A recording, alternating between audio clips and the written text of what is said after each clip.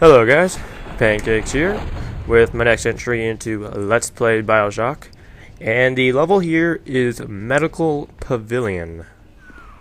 Now you've met Andrew Ryan, the bloody king of Rapture. Now find your way to emergency access. If you notice that I cut out randomly, or just stop talking, it's because I'm probably listening to a radio message or something that you guys probably want to hear, because radio messages are very important to telling the story in Bioshock, and I assume Bioshock 2 as well. So, if you hear that I just randomly stop talking, that's probably why. Here I am hacking a security bot, and what you can do in this game is actually hack various electronics to have them fight for you. Like, if you hack the security bots or the turrets, then they will shoot at enemies instead of you. And if you hack a vending machine like this, you will actually make the prices cheaper, which is very helpful. But watch that when you hack, because there are consequences if you mess up. All those years of study, was I ever truly a surgeon before I met them? How we clinked away with our scalpels and toy morality. Yes, we could lop a boil here and shave down a beak there, but could we really change anything? No. But Adam gives us the means to do it. And Ryan frees us from the phony ethics that held us back. Change your look, change your sex, change your race. It's yours to change.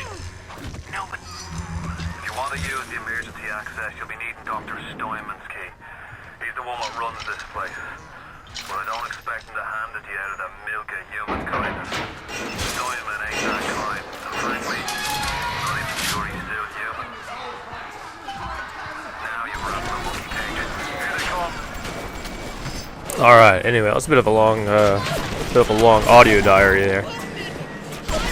A lot of you guys requested that I have subtitles for future videos so that you guys can read what's going on, and I'll definitely look into doing that for future videos. Unfortunately, I recorded this specific level several days ago, and that was before I got any feedback like that.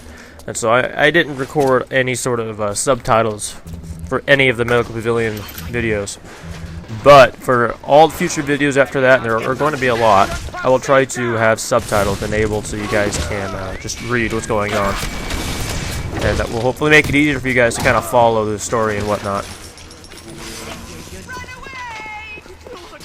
And I think this level is going to have to end up being 3 videos. And I don't know if I'll be able to get all 3 today. I'll probably at least get like 2 of them up today, so you guys have something to look forward to there. It is definitely a very fun game, and things will really start getting good once we get to Fort Frolic. And that level is notorious for being incredibly creepy, so it's gonna be a lot of fun. And that's not gonna be for a while, but we'll get there.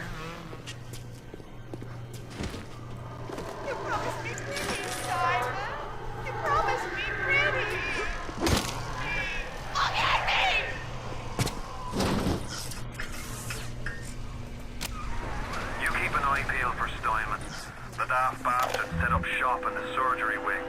You want to find him? Just follow the blood.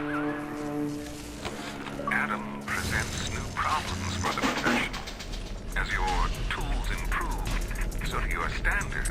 There was a time I was happy enough to take off a ward or 2, or turn a real circus freak into something you can show in the daylight, but that was then, when we took what we got. But with Adam, the flesh becomes clay. What excuse do we have not to sculpt and sculpt and sculpt until the job is done? Yeah, Steinman, you'll find he's a little bit crazy. Yeah. I was gonna say something. What was I gonna say?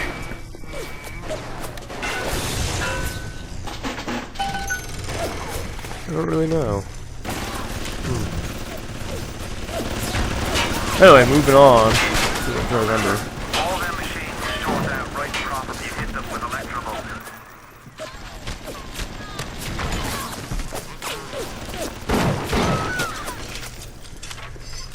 So I'm really just kind of trying to conserve what I use.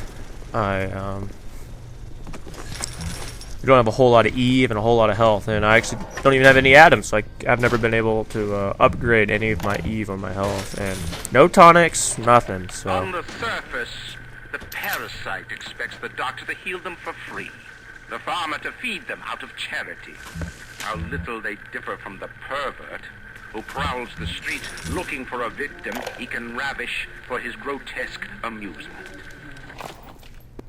So as I was saying, those factors kind of make it difficult, make this level kind of difficult, and I think I mentioned this before, it's kind of what makes this game interesting, in that it's actually easier later on because you have a lot more things to work with to try to deal with different situations. And while the enemies also get harder as the game goes on, I mean, the splicers will have more health and things like that, you have a lot more like things, so you can like set traps, and that's actually a really big thing about this game, is setting traps and trying to use your strategy to get through different situations. And you'll see that when I fight big daddies later on, I will actually try to set up like traps and just kind of strategically find ways to try to maximize the amount of damage I can do to them. And I won't find any big daddies for a while, but I will eventually, of course, so I can get some at them. And they're definitely challenging, that's for sure, especially in hard mode, because they have a lot of health and they do a lot of damage, and they burn a lot of your ammo and health and things like that. So yeah, definitely make sure you're ready when you fight a big daddy, that's for sure. And here I'm just hacking a vending machine so I can get cheaper stuff. It's very important.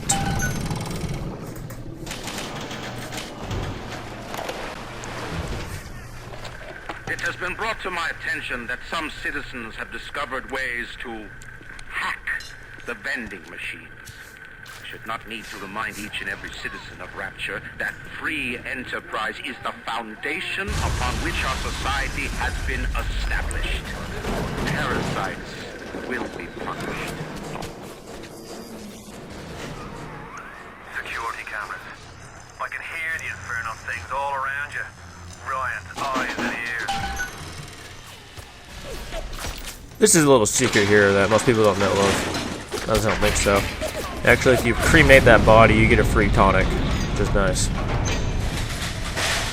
And you'll see that tonics are things you can equip, like this, which will give you like sort of, it's pretty much like a power-up where it makes you stronger in some way, and you can obviously customize those to your will. And there's a lot of different tonics for you to use. And there are different slots too. You got like combat tonic, physical tonic, and I think the other one's like, I don't know, it's like the one for like hacking stuff. And you got a lot of different categories, a lot of different varieties for each category. So there's a lot of ways you can customize yourself in this game, which is something that's definitely good. I like being able to kind of personalize my setup. And here I think I get the Incinerate, which is the next plasmid into the game that you get. And it's a pretty useful plasmid, but it's not really one of my favorites. Like, it's good for some situations, like here, as you will see. We rebuild our city and then down sent a fly to spoil our home.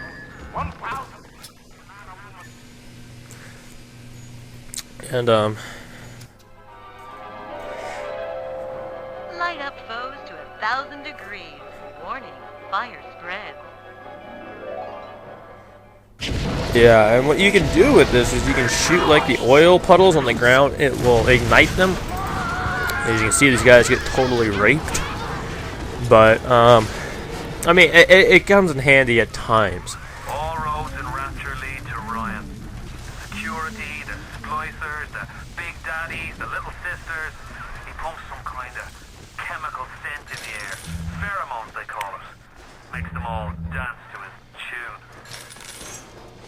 And as I was saying, the Incinerate's good for like certain times like that, and you also need it to melt ice, which is another thing you'll find later on, that there are some things that, like, there's an ice, maybe like there's like maybe a say for example a first aid kit under a block of ice, and you can use Incinerate to melt it, like you see there.